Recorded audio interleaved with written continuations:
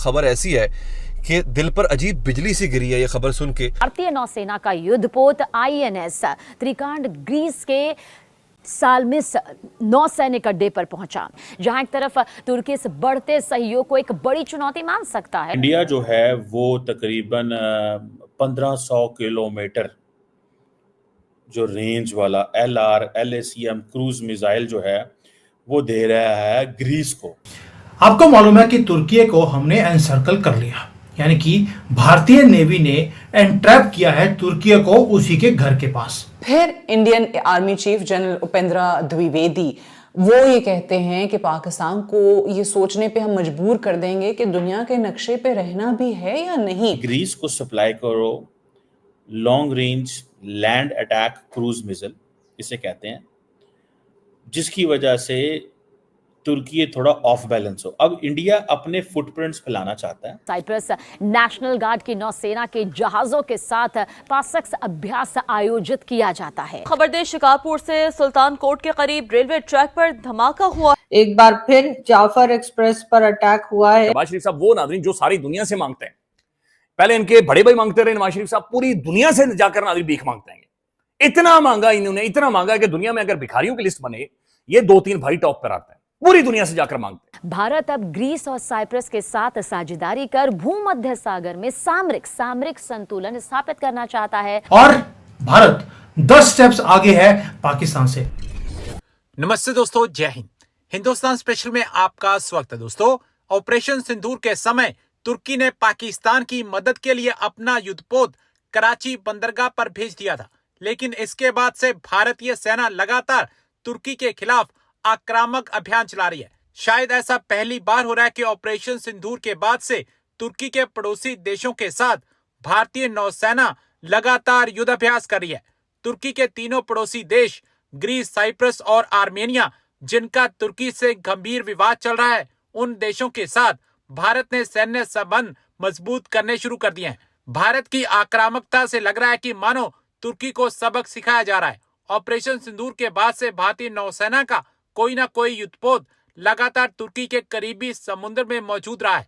दरअसल भारत ने तुर्की को उसी की भाषा में जवाब दिया है। ग्रीस, साइप्रस और आर्मेनिया यह वो देश हैं जो न सिर्फ तुर्की के पड़ोसी हैं, बल्कि इनका तुर्की के साथ 36 का रिश्ता भी रहा है। ये तीनों ही देश तुर्की के जानी दुश्मन है। हमारी जो डिफेंस एस्टेब्लिशमेंट है उन्हें मालूम है कि क्या आ रहा है, इसलिए उन्होंने पहले से 10 स्टेप आगे चलकर उन्होंने प्लानिंग कर तुर्की को घेरा। ये स्टोरी वो है दोस्तों जहां पर भारत ने पहली बार अपनी धरती से बाहर निकलकर किसी और कंट्री को एनसर्कल किया है। लेकिन क्या ये ओवरनाइट हो गया कि हमारा दिमाग में आया कि यार तुर्की को जाके घेरते हैं और वो पॉसिबल हो गया? दोस्तों इसके पीछे 11 साल की स्ट्रेटेजिक इंफ्रास्ट्रक्चर की प्लानिंग है, जो आज हमें गर्व होता है कि हमारी ब्लू ओशन नेवी जो है वो ये कमाल कर रही है। अब जो तुर्की के साथ हम कर रहे हैं, this is going to reshape South Asia. अब कैसे? अब देखते हैं कि हुआ क्या है। तुर्की ने ऑपरेशन सिंदूर में पाकिस्तान की हेल्प करी। ये भाई एक्सीडेंट नहीं था। 300-400 जो तुर्की के जो ड्रोन्स हैं उन्होंने फ्लड कर दिया पाकिस्तान के अंदर। प्लेन आए थे पूरे भरकर ये सारे हथियार देने के लिए पाकिस्तान को। जो तुर्की का जो प्लेन जो यहाँ पे कराची में पहुंचा, वो को डिप्लोमेटिक मीटिंग करने के लिए नहीं आया था। वो इसलिए आया था कि भारत को जख्म देने हैं, और ये उसके लिए ये मुसलमान कॉकरोच ये सारे इकट्ठे हो गए थे। ये आप ही बोलते हैं कि सर ये कॉकरोच है, मैं तो आपके वर्ड्स रिपीट कर रहा हूँ।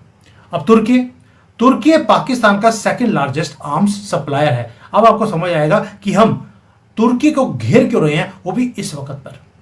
तुर्की ने अपने असली रंग वही मोहम्मद वाले वो दिखा दिए थे। और अब हो क्या रहा है कि जो पाकिस्तान है उसे एक चीज समझ नहीं आई कि हम जो है यहाँ पर चने भटूरे खा नहीं रही हमारी नेवी, हमारी एयरफोर्स और हमारे आर्म्ड फोर्सेस। हम ये 11 साल में जब ये भीख मांग रहे थे पाकिस्तानी, हम अपनी नेवल बेसिस को बिल्ड कर रहे थे randomly, strategically across the whole region. हम क्या कर रहे थे? हम एक ऐसा जाल बुन रहे थे जिसका हमने ऑपरेशन सिंदूर में असर भी देखा।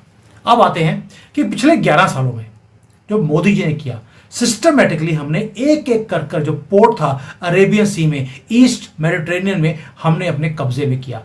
भारत के अंदर मुद्रा है, कांडला है, नावाशा है, दिशेवा है, इनको हमने अपग्रेड किया।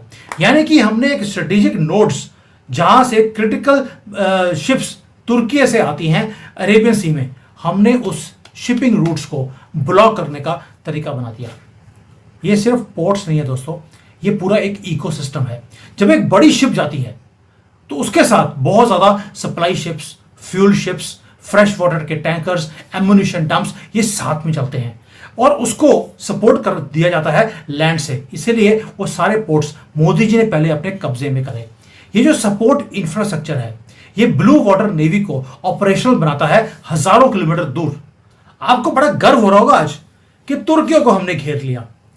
उसके पीछे जो 11 साल की मेहनत है। एक बार फिर जाफर एक्सप्रेस पर अटैक हुआ है और ये तकरीबन जो मैंने जहां तक चेक किया या पढ़ा तो ये 7वीं बार ये अटैक हुआ है।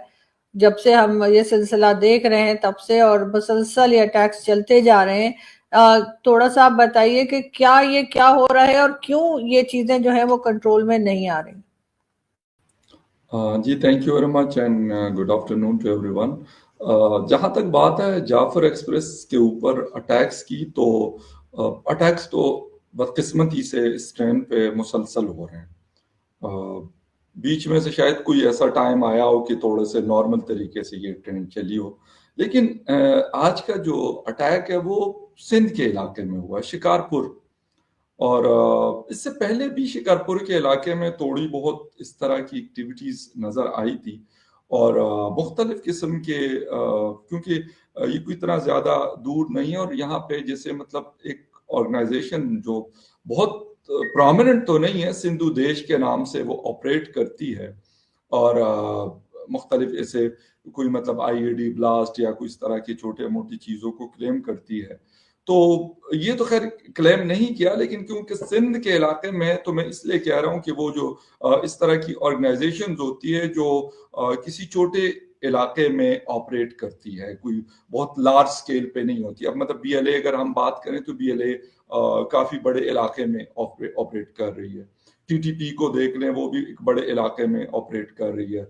हमने माजी में अलकायदा को देखा कंट्रीज में ऑपरेट किया, आईएस को हमने देखा कंट्रीज में उसने ऑपरेट किया। इस तरह की बहुत सारी छोटी बड़ी ऑर्गेनाइजेशन है, लेकिन क्योंकि ये लोकल टाइप की एक वो होती है, तो अभी मुझे कोई मतलब कंफर्म खबर नहीं है, लेकिन कह रहे थे कि जी एक बलोच तंजीम ने इसकी जिम्मेदारी कबूल की है। अब ये कंफर्म नहीं है, मैं आपको सिर्फ ये बता रहा हूँ कि उन्होंने की है, लेकिन जरूरी नहीं है जिसने भी किया हो वो सिंधु देश का कोई मतलब ग्रुप हो, या वो बीएलए का हो, वो बीएलएफ का हो, वो टीटीपी का हो, लेकिन अटैक हुआ।